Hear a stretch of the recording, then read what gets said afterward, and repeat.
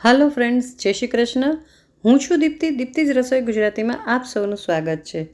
કેમ છો બધા? આશા રાખું છું મજામાં હશો. દિવાળીનો તહેવાર આવે છે, ઘરમાં નાસ્તા તો બનાવવાના જ હોય. ફક્ત અડધી કલાકમાં મેં આ સેવ બનાવી છે. આજે આપણે આલુ ભુજિયા એટલે કે આલુ સેવ બનાવવાની છે, ખાલી અડધી કલાકમાં. એકદમ ક્રન્ચી, એકદમ સરસ ટેસ્ટી તૈયાર થઈ છે.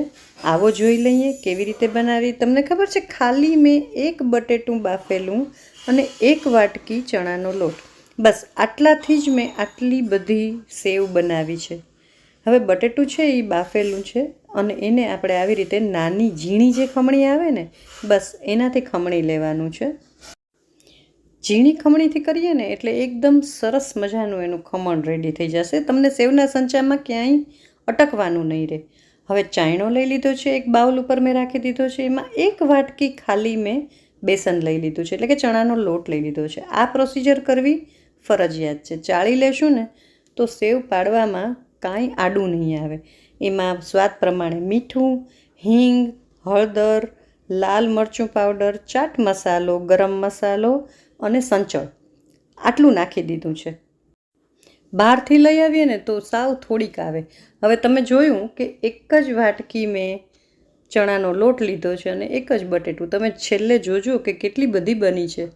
તો થોડીક જે રીતે ક્વોન્ટિટી જોઈએ એ રીતે તમે લઈ શકો. તો ઘરમાં આટલી સરસ બનતી હોય તો સ્વાભાવિક છે કે એમ થાય કે ઘરનું તેલ આપણું ચોખ્ખું એ બધું જોઈ અને ઘરમાં બનાવવાનું મન થાય. અહીંયા આપણો લોટ અને બધા મસાલા એકદમ સરસ રીતે ચડાઈ ગયા છે. હવે એમાં જે બટેટું બાફીને રાખ્યું હતું ને એ હું નાખી દઈશ અને 1 ટેબલ સ્પૂન ઓઇલ નાખી દઈશ. બધી જ વસ્તુ મેં સ્ક્રીન ઉપર મેન્શન કરી છે અને ડિસ્ક્રિપ્શન બોક્સમાં પણ છે જ, ચેક કરી લેજો. આ બધાને સરસ રીતે એકદમ ફાઇન મિક્સ કરી લેવાનું છે. હાથેથી લોટ બાંધીએ ને આપણે, બસ એ રીતે. પાણીની મારે આમાં જરૂર નથી પડી. જો જરૂર પડે તો ચમચીથી 1 કે 2 ચમચીની જરૂર પડે તો નાખવું, બાકી લગભગ જરૂર પડતી નથી. બટેટું સરસ વ્યવસ્થિત હોય એટલે થઈ જ જાય છે. મીડિયમ સાઇઝનું બટેટું છે.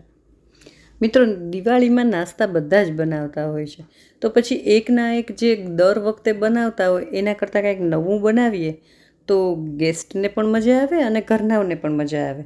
હવે જો અહીંયા મારે લોટ બંધાઈ ગયો છે. તેલથી જરાક એને લીસો કરી લેશું. સાઈડમાં મેં તેલ ગેસ ઉપર ગરમ કરવા ઓલરેડી મૂકી જ દીધું છે. હવે સેવ કરવાનો સંચો લઈ લીધો છે. એની સૌથી નાની જે સેવની હોય ને, નાયલોન નહીં, એના પછીની જે સેવની જાળી હોય એ લઈ લીધી છે. બધાને એકદમ સરસ ઓઇલથી ગ્રીઝ કરી લેશું અને જે આપણે આ લોટ બાંધ્યો એ અંદર નાખી દેશું. પછી સંચાને બંધ કરી દેશું. ગેસની ફ્લેમ મીડિયમ રાખવાની છે. બહુ ગરમય ન હોવું જોઈએ તેલ અને ઠંડુય નહીં. ઠંડુ હશે તો તેલ પી જશે. એટલે જો આ રીતે એકદમ સરસ લોટ ચીકણો કરી તેલવાળો અને નાખવાનો, એટલે ક્યાંય વધારાનો ચોંટી ન જાય. મિત્રો, મારી ચેનલને હજી સુધી સબસ્ક્રાઈબ ના કરી હોય ને તો પ્લીઝ કરી લેજો. તમારા બધાના જ સપોર્ટની મને બહુ જરૂર છે. ચાલો, અહીંયા મેં સંચો બંધ કરી દીધો છે. વિડીયો એન્ડ સુધી જોજો. ગમે તો પ્લીઝ લાઈક અને ફ્રેન્ડ સાથે શેર જરૂર કરજો. તેલ ગરમ છે જુઓ, અને એમાં હવે હું સેવ પાડી લઉં છું. સેવ પાડીને તરત જ જારી ચમચો કાંઈ જ નાખવાનું નથી. થોડી વાર થાય ને એટલે આ જે ફીણ બધાય છે એ ઓછા થઈ જશે, બેસી જશે. એટલે તમારે સમજી લેવાનું કે સેવ થઈ ગઈ છે. પછી આપણે એને પલટાવી નાખશું અને બીજી બાજુથી પણ આપણે તળી લેશું. એ બાજુ પણ જ્યારે ફીણ બંધ થઈ જાય એટલે સમજી લેવાનું કે આપણી સેવ રેડી થઈ ગઈ છે. કલર ઉપરથી પણ ખબર પડી જશે. એકદમ સરસ નિતારી, તેલ નિતારી અને આપણે એને પ્લેટમાં કાઢી લેશું. આટલી સેવ બનાવતા મને ફક્ત અડધો કલાક થયો હતો. એટલે તમે સમજી શકો છો કે કેટલી ઇઝી છે આ સેવ બનાવવા. હવે આમાં તમારે જો ચીઝ નાખવું હોય ને, છોકરાઓને બહુ ભાવે. ચીઝવાળી કરવી હોય ને તો જ્યારે આપણે લોટ બાંધ્યો ને, બટેટું અને લોટ બે મિક્સ કર્યા, ત્યારે તમે આમાં ચીઝ પણ ખમણીને નાખી શકો. ચીઝી પણ બહુ જ સરસ લાગે છે. તો એકવાર આ રીતે રેસીપી મારી છે એને ફોલો કરી અને ટ્રાય કરજો. બહુ જ સરસ તમારી સેવ બનશે. એટલી સરસ ક્રિસ્પી થઈ છે. તમને હું એનો છેલ્લે અવાજ પણ સંભળાવીશ. બધા મસાલાનો એકદમ સરસ ટેસ્ટ અને એકદમ ક્રિસ્પી.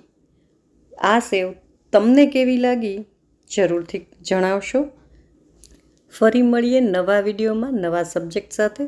હમણાં દિવાળીના ફરસાણ અને મીઠાઈ બનતી જ રહેશે. જુઓ તમને અવાજ સંભળાવું.